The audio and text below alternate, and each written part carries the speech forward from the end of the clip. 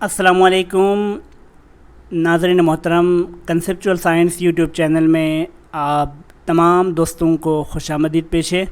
मैं हूं एहसान दानिश। आज हम कंसेप्चुअल साइंस यूट्यूब चैनल के ज़रिए क्वांटम मैकेनिक्स के लेक्चर सीरीज़ का एक बाकायदा आगाज़ करने जा रहे हैं और इस लेक्चर सीरीज़ का बाकायदा आगाज़ क्वांटम मैकेनिक्स के इंट्रोडक्शन से होगा और आज का पहला लेक्चर क्वांटम मैकेनिक्स के इंट्रोडक्शन के ऊपर होगा, जिस पर हम भी बहस करेंगे कि क्वांटम मैकेनिक्स क्या है, कब डेवलप हुई और क्वांटम मैकेनिक्स को डेवलप करने की साइंटिस्ट को क्यों ज़रूरत पेश आई और हमें क्वांटम मैकेनिक्स की क्यों ज़रूरत है। और इसके साथ साथ हम ये भी डिस्कस करेंगे कि क्वांटम मैकेनिक्स के अलावा जो क्लासिकल फ़िज़िक्स है वो क्या है। और क्लासिकल फ़िज़िक्स तो कई जब से साइंटिस्ट तकरीबन 1600 से 1500 से 1600 1700 इन तमाम सदी में क्लासिकल फ़िज़िक्स ने बहुत सारे कारनामे अंजाम दिए और लेकिन 19वीं सदी के आसपास आके क्लासिकल फ़िज़िक्स के घुटने टेक गए कुछ प्रॉब्लम्स को एक्सप्लेन करने में। तो लिहाजा क्वांटम मैकेनिक्स का आगाज़ तकरीबन 19वीं सदी के आगाज़ से शुरू हुआ। ये तमाम चीज़ें हम आज डिस्कस करने वाले हैं। तो सबसे पहले आइए हम आज के लेक्चर में कि क्या डिस्कस करने वाले हैं इसकी हम थोड़ी सी आउटलाइन को गो थ्रू करते हैं। आउटलाइंस आज की ये हैं कि how quantum mechanics developed, quantum mechanics कैसे डेवलप्ड हुई, राइट। एंड सेकंड इसका जो आउटलाइन है history of quantum mechanics, quantum mechanics की हिस्ट्री क्या है। थर्ड हम इसके पर बात करेंगे why we need quantum mechanics, हमें क्वांटम मैकेनिक्स की क्यों ज़रूरत है। फोर्थ हमारा जो है वो प्रॉब्लम्स को डिस्कस करेंगे which cause to quantum mechanics to be constructed. उन तमाम प्रॉब्लम्स को हम यहाँ डिस्कस करेंगे जिनकी वजह से, जिनको एक्सप्लेन करने के लिए क्वांटम मैकेनिक्स को कंस्ट्रक्ट या डेवलप करना पड़ा। फिर इसके बाद हम कोशिश करेंगे एक्सप्लेन करने की basic concept of quantum mechanics, quantum mechanics के बुनियादी जो कॉन्सेप्ट्स है, जो इसके फंडामेंटल कॉन्सेप्ट्स तस्वुर किए जाते हैं वो क्या क्या हैं। इनमें से दो मैं यहाँ गिनवा देता हूँ कि एक है बोहर हाइपोथेसिस, दूसरा है हाइजेनबर्ग अनसर्टेनिटी प्रिंसिपल। तो आइए दोस्तों, आज हम पहले जो आउटलाइन है या क्वेश्चन है इसके ऊपर बात करने की कोशिश करते हैं, हाउ क्वांटम मैकेनिक्स डेवलप्ड। तो बात यह है कि 19वीं सदी के आखिर में साइंटिस्ट ये सोच रहे थे कि इन्होंने तो तमाम फिज़िक्स के लॉस डेवलप किए हैं और इन लॉस को इस्तेमाल करके वो पूरी दुनिया तो क्या पूरी यूनिवर्स और इसके अंदर होने वाले तमाम वाक़यात को समझ सकते हैं, चाहे वो वाक़यात पास्ट में हुए हो, हाल में हो रहे हों या फ्यूचर में हो रहे हों। इनके मुताबिक इनका ख्याल ये था, जो 19वीं सदी के से पहले जो साइंटिस्ट हैं उनका ख्याल था, इन्होंने तो तमाम के तमाम लॉस डेवलप किए हैं, उनके लिए ज़रूरत इस अमर की है कि वो लॉस को तमाम एग्जिस्टिंग फिनोमेनास के ऊपर अप्लाई करना है, बस इनका कहना यह था। लेकिन 20वीं सदी के आगाज़ में, मतलब 1900 से लेकर 1905 तक साइंस की दुनिया में एक शगाफ पड़ गया। एक ऐसे सवालात, इम्पोर्टेंट क्वेश्चंस, ऐसे रीजनिंग, ऐसे फिनोमेनास सामने आए जिनको एक्सप्लेन करना फ़िज़िक्स वालों के लिए बहुत इम्पोर्टेंट था। उस वक़्त क्लासिकल फ़िज़िक्स के जो साइंटिस्ट थे वो सामने आए और इन प्रॉब्लम्स को एक्सप्लेन करने की कोशिश की with the help of those laws which had been discovered before 19th century. उन लॉज की मदद से इन तमाम फिनोमेनन्स को एक्सप्लेन करने और राइज होने वाले तमाम क्वेश्चन को आंसर करने की कोशिश की क्लासिकल लॉज को इस्तेमाल करते हुए। अब क्या हुआ, there were raise some important and critical question in physics which must be answer and need to be explain. इन तमाम क्वेश्चन का एक्सप्लेन करना बहुत ज़रूरी था, इन तमाम फिनोमिनन्स को एक्सप्लेन करना ज़रूरी था। तो क्लासिकल फिज़िक्स के साथ क्या मसला हो गया देखिएगा। क्लासिकल फिज़िक्स जिसके अंदर न्यूटोनियन फिज़िक्स आती है और मैक्सवेल इक्वेशंस आते हैं, थर्मोडायनेमिक्स आती है और स्टैटिस्टिकल मैकेनिक्स आती है, ये तमाम चीज़ें और इनके अंदर मौजूद तमाम क्लासिकल लॉस और थ्योरीज है वो तमाम के तमाम नाकाम हो चुके हैं टू आंसर दिस क्वेश्चन, उन क्वेश्चन को आंसर करने में। जो 19वीं सदी के एंड और 20वीं सदी के आगाज़ में जो क्वेश्चन राइज हुए, जो फिनोमिनन्स के ऊपर क्वेश्चंस आए, उन तमाम क्वेश्चन को आंसर करने और इन तमाम पर्टिकुलर फिनोमेना है इनको एक्सप्लेन करने में क्लासिकल फिज़िक्स टोटली फेल हो गई। अब इसके बाद क्या हुआ, कैसे फेल हो गई, हम इस फेलियर को, क्लासिकल फिज़िक्स के फेलियर को इसके ड्रॉबैक्स कहेंगे। और ड्रॉबैक्स क्या क्या थे। नंबर 1 इस क्लासिकल फिज़िक्स के ड्रॉबैक्स है वो ये है कि it could not explain the problem of black body radiation curve. Classical physics जो है वो ब्लैक बॉडी रेडिएशन का जो कर्व है वो एक्सप्लेन नहीं कर पाई। बेसिकली ये कि ब्लैक बॉडी रेडिएशन का जो एक्सपेरिमेंटल कर्व है उसको थ्योरेटिकल कर्व के ज़रिए समझने की कोशिश किया गया, तो उस ब्लैक बॉडी रेडिएशन कर्व का आधा पार्ट तो क्लासिकल फिज़िक्स एक्सप्लेन कर पाई, लेकिन आधा पार्ट में classical physics black body radiation curve को एक्सप्लेन नहीं कर पाई बिकॉज ऑफ अल्ट्रावायलेट कैटास्ट्रॉफी। कि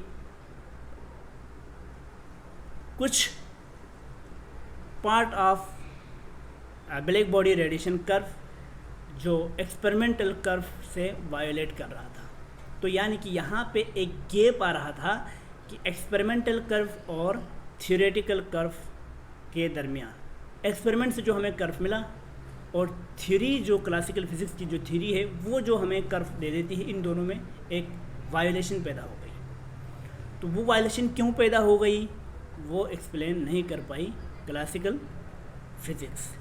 नंबर 1 प्रॉब्लम तो ये था। नंबर 2 ये था कि it could not explain the problem of photo electric effect. Classical physics जो है वो फोटो इलेक्ट्रिक इफेक्ट को एक्सप्लेन नहीं कर सकती।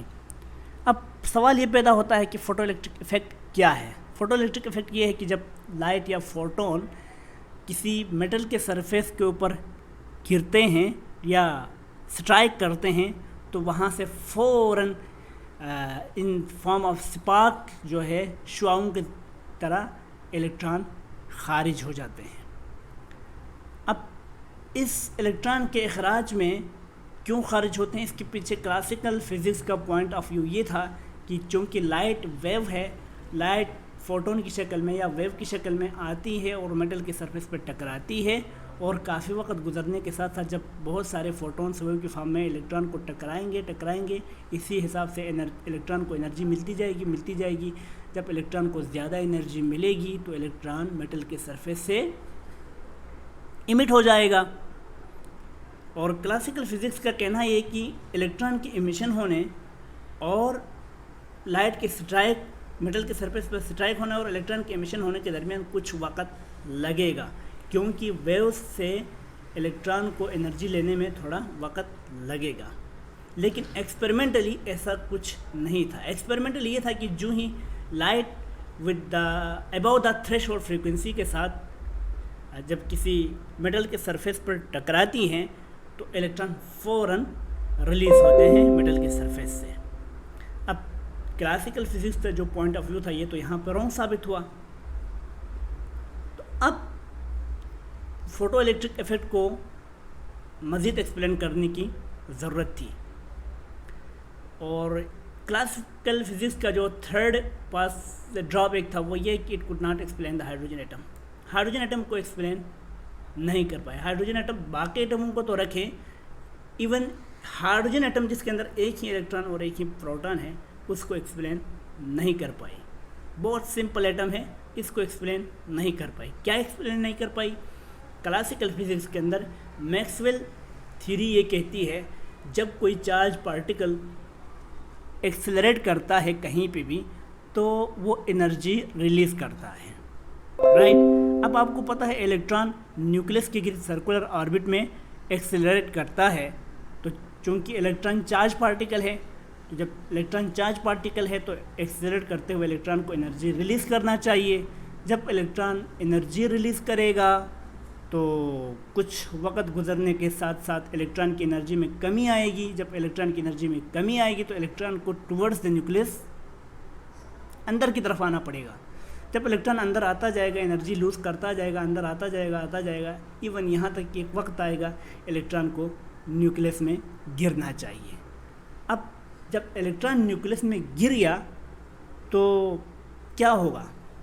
एटम कोलैप्स कर जाएगा, एटम का स्ट्रक्चर डैमेज हो जाएगा, एटम एग्जिस्ट नहीं करेगा। क्या ऐसा है? नो, एब्सोल्युटली नॉट, बिल्कुल नहीं है।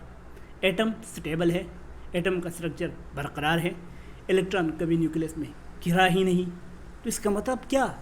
इसका मतलब ये कि इलेक्ट्रॉन एक्सेलरेट कर रहा है लेकिन एनर्जी रिलीज़ नहीं कर रहा है। अगर एनर्जी रिलीज़ कर रहा होता तो उसको न्यूक्लियस में गिरना चाहिए। इसका मतलब है इलेक्ट्रॉन एनर्जी रिलीज़ नहीं कर रहा है while accelerating in a particular orbit.